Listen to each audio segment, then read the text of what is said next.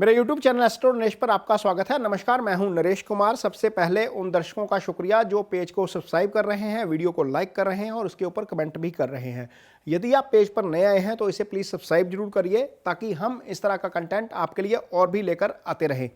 बात हो रही है शनिदेव की। शनिदेव जो है उन्होंने 17 जनवरी को गोचर किया कुंभ राशि में। इसके साथ ही तुला राशि को जो है वो इसके ढैया से मुक्ति मिल गई और जो धनु राशि है वो 7.5 के प्रभाव से मुक्त हो गई।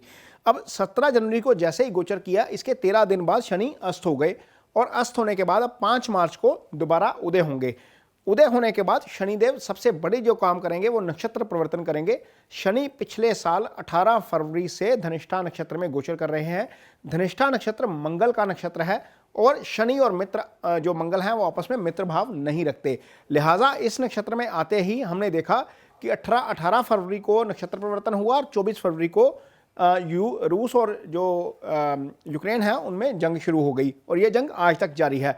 अब 15 मार्च को जैसे ही शनिदेव नक्षत्र परिवर्तन करके राहु के नक्षत्र में आएंगे, शतभिषा नक्षत्र में आएंगे, वहां पर हो सकता है कि ऐसा शनिदेव कृपा करे कि लड़ाई जो है वो थोड़ी सी थमती हुई नजर आए। इससे पूरी दुनिया को बहुत राहत मिलेगी। अब जो शतभिषा नक्षत्र है, सबसे पहले नक्षत्र को समझते हैं। ये नक्षत्र ऐसा नक्षत्र है जहां से शनिदेव 30 साल बाद गोचर करेंगे और जब ये नक्षत्र में गोचर करेंगे तो शनि कर्मफल देंगे। अब कर्मफल कौन सा देंगे? मान लीजिए आपकी ईटिंग हैबिट्स अच्छी नहीं है, मान लीजिए आप शराब पीते हैं या स्मोकिंग करते हैं, तो शराब पीने का अल्टीमेट नतीजा क्या होता है? आपके लीवर पे इसका असर पड़ता है। कुछ लोग वर्षों तक पीते रहते हैं लेकिन असर नहीं होता, लेकिन आगे जाकर होता है। कुछ लोग स्मोकिंग करते रहते हैं, इसका अल्टीमेट नतीजा क्या होता है? इससे लंग्स आपके प्रभावित होते हैं। कुछ लोग लगातार पीते रहते हैं लेकिन असर नहीं होता। चेन स्मोकर्स होते हैं, नहीं असर होता, लेकिन एक स्टेज पर आकर आपकी बॉडी जो है वो जवाब देना शुरू करती है। जब शनिदेव आर्द्रा नक्षत्र में शतभिषा नक्षत्र में आएंगे राहु के, तो ये रिजल्ट जो है वो सामने आना शुरू हो जाएगा। ये इन दो चीज़ों का रिजल्ट नहीं होगा। जो भी काम आप अच्छा कर रहे हैं या बुरा कर रहे हैं उसका परिणाम आपको मिलना शुरू हो जाएगा। ये परिणाम कैसे मिलेगा, किस राशि पर क्या असर होगा, इसकी चर्चा आगे करेंगे। अब बात करेंगे मीन राशि के जातकों की। मीन राशि के जातक काफ़ी डरे हुए हैं क्योंकि उन्होंने काफ़ी वीडियोस देख ली हैं कि शनि की 7.5 शुरू हो गई है।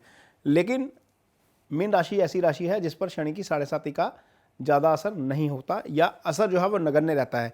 उसका कारण यह है कि जब मीन राशि की कुंडली है उसके पंचम भाव में चंद्रमा की राशि आ जाती है कर्क। यदि त्रिकोण में शनि या चंद्रमा की राशि हो तो शनि की 7.5 का असर नगण्य होता है, ये असर नहीं होता ज़्यादा। जो मीन राशि है वह जल तत्व की राशि है और यहाँ पर आकर शनि ठंडे हो जाते हैं, बहुत ज़्यादा असर नहीं करते। इसलिए पहली बात तो यह है कि डरने की ज़रूरत नहीं है। अब चूंकि शनि आपकी कुंडली में 12वें भाव से गोचर कर रहे हैं, 12वें का गोचर शनि का अच्छा नहीं होता, इसलिए कुछ चीज़ों से सावधान जरूर रहना पड़ेगा। यदि आपकी कुंडली में दशा या महादशा या अंतर्दशा शनि की चल रही है तो आपकी कुंडली में शनि 2 भावों के मालिक हैं, एक 11वां भाव और एक 12वां भाव। 11वां भाव आपकी एलिवेशन का, आपकी इनकम का, आपके खर्चे, आपके जो है वो तरक्की का भाव है। 12वें भाव से हम खर्चे देखते हैं, हॉस्पिटलाइजेशन देखते हैं, आपका बेड कंफर्ट 12वें भाव से आता है और मोक्ष 12वें भाव से आता है। यदि महादशा या अंतर्दशा चल रही है तो दोनों भावों के सिग्निफिकेंस एक्टिवेट हो जाएंगे, यानी कि जो है वो स्लीपिंग डिसऑर्डर की प्रॉब्लम भी हो सकती है, एक्स्ट्रा खर्चा भी आ सकता है। लेकिन 11वां भाव भी एक्टिवेट है तो फिर पैसे भी आ जाएंगे, अर्निंग भी आएगी, इसमें चीज़ें बैलेंस हो जाएंगी। लेकिन गोचर में भी शनि की जहाँ पर दृष्टि जाएगी वहाँ पर चीज़ें थोड़ी सी डिस्टर्ब हो सकती हैं। वहाँ पर किन चीज़ों का ध्यान रखना है? जब शनि 11वें आपके कुंडली में 12वें भाव से गोचर करते हैं चंद्रमा से, तो दूसरे भाव को देखते हैं तीसरी दृष्टि के साथ। अब जब जो दूसरा भाव है वो क्या है? दूसरा भाव आपका धन स्थान है, आपका कुटुंब का भाव है, आपकी ईटिंग हैबिट्स है, आपकी मुंह से संबंधित डिजीज है। तो इन चारों चीज़ों के ऊपर शनि का असर नजर आएगा। शनि जो दूसरा भाव है वो दूसरा मार्केश भी होता है। अब यहाँ पर यदि आपका अपने इन लॉज के साथ कहीं कन्फ्लिक्ट होता है तो कोशिश करिए कि सिचुएशन को अवॉइड कर दीजिए, क्योंकि शनिदेव की दृष्टि है वो लंबा खिंच जाएगा, चीज़ें ज़्यादा दिक्कत वाली हो सकती हैं। जब शनिदेव की दृष्टि बैंक बैलेंस के ऊपर है तो हो सकता है कि आपका खर्चा बढ़ जाए। ये उस मामले में ज़्यादा होगा जब शनि की दशा ही चल रही होगी, महादशा या अंतर्दशा चल रही होगी, तो 12वां भाव चूंकि एक्टिव है, खर्चा ज़्यादा होगा और वहाँ पर आपका बैंक बैलेंस जो है वो ड्रेन आउट होना शुरू हो जाएगा। ये चीज़ जो है वो महादशा अंतर्दशा में ज़्यादा जो है वो लागू होगी। अब दूसरा भाव ईटिंग हैबिट्स है। कुछ लोग जो है वो लगातार स्मोकिंग करते हैं या कुछ लोग लगातार अपना ड्रिंक करते हैं, उनमें उनको थोड़ा सा अब इससे किनारा कर लेना चाहिए। मैं इसलिए ये बोल रहा हूँ क्योंकि एक तो शनिदेव की दृष्टि दूसरे भाव के ऊपर है, ये चीज़ बढ़ सकती है। लेकिन यदि आप ये बढ़ेगी तो शनिदेव ऐसे नक्षत्र में है जहां पर वो कर्म फल करते हैं, यानी कि यदि ये चीज़ पुरानी चल रही है तो वहां पर हो सकता है कि आपको माउथ से संबंधित कोई डिजीज ही सामने आ जाए। यदि आप लिकर कंज्यूम कर रहे हैं बहुत ज़्यादा एक्सेसिव, तो हो सकता है कि लीवर से संबंधित कोई प्रॉब्लम ही सामने आ जाए, क्योंकि शनिदेव की दृष्टि छठे भाव के ऊपर भी है। यदि आप जो है वो स्मोकिंग अवर कर रहे हैं, एक्सेसिव कर रहे हैं, तो हो सकता है कि आपको लंग्स का इशू भी हो जाए। क्योंकि ये मैं सारा इसलिए बोल रहा हूं क्योंकि शनिदेव जब 12वें भाव में बैठते हैं तो छठे भाव को देखते हैं। अब छठा भाव क्या है? छठा भाव आपका रोग है, आपका ऋण है, आपका शत्रु है। यानी कि किसी को कर्ज देना भी नहीं इस दौरान, किसी से कर्ज लेना भी नहीं इस दौरान। कर्ज दो प्रकार का है। एक कर्ज वो है जो आप बैंक से लेते हैं, जिसके बदले में आप एसेट क्रिएट करते हैं, आप मकान लेते हैं, आप दुकान लेते हैं, आप कारोबार सेटअप करते हैं। वो एक अलग तरीके का कर्ज है जो आप वहाँ से कमाई करके भी वापस दे सकते हैं। लेकिन एक कर्ज होता है जो आप किसी सगे संबंधी से पकड़ लेते हैं बिना किसी गारंटी के, हाई इंटरेस्ट के ऊपर। वो कर्ज जो है वो लंबा खींचता चला जाएगा।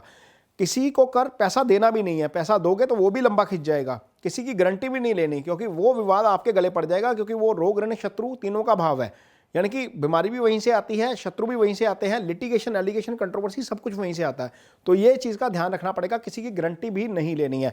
अब शनिदेव जब 12वें गोचर करते हैं तो आपकी कुंडली में जो है वो सीधा 10वीं दृष्टि उनकी जाती है आपके भाग्यस्थान के ऊपर, यानी कि चीज़ों को स्लो डाउन कर देते हैं शनि। यानी कि आपका कोई काम है, हो सकता है उसमें डिले हो जाए, भाग्य साथ नहीं देगा, काम करोगे, एफर्ट करोगे, पूरी मेहनत करोगे, लेकिन रिजल्ट नहीं मिलेगा। उसका कारण यह है कि शनि की दृष्टि भाग्यस्थान के ऊपर चल रही होगी। यदि ऐसी स्थिति आती है तो ये समझिएगा कि ये प्लैनेटरी इंपैक्ट है। पेशेंस रखेंगे तो रिजल्ट आपको निश्चित तौर पर मिलेगा, क्योंकि कर्म आपके हाथ में है, फल आपके हाथ में कभी भी नहीं होता।